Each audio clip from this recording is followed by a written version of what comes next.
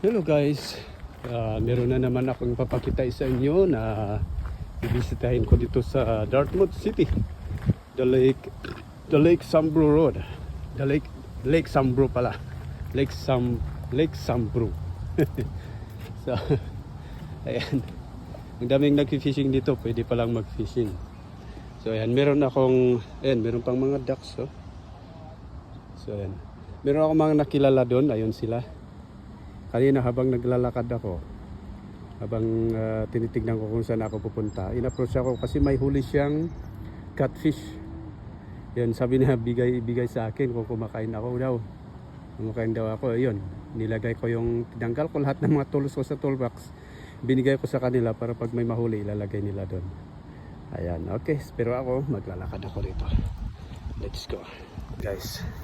Pero ako maglalakad ako, walking. Next time tayo mag-fishing, meron na tayong permit dito sa lake. Ang ganda rin, no? Okay. Yan guys, so ang daming nag-fishing dito. Tingnan nyo. Ayan yung mga nakilala ko doon. Yan, nakilala ko rin dito. Yan, nakipag-usap-usap lang ako. Yan, maganda daw pala dito. Pwedeng mag-swimming, mag-boat, mag-fishing. Yan, lahat. Pero ito, ang linis ng lake. Bawal dito yung mga may motor na mga boat kasi preserve nila.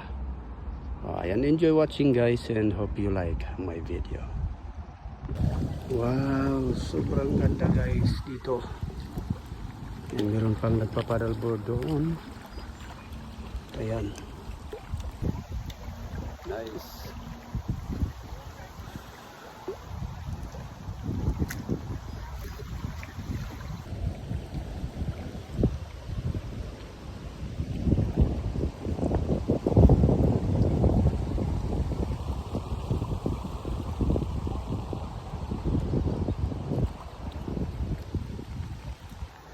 So ito yung trail guys na lalakarin natin sa gilid ng lake.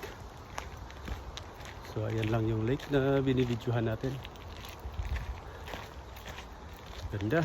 So iikutin yan guys. Lahat yan iikutin hanggang doon.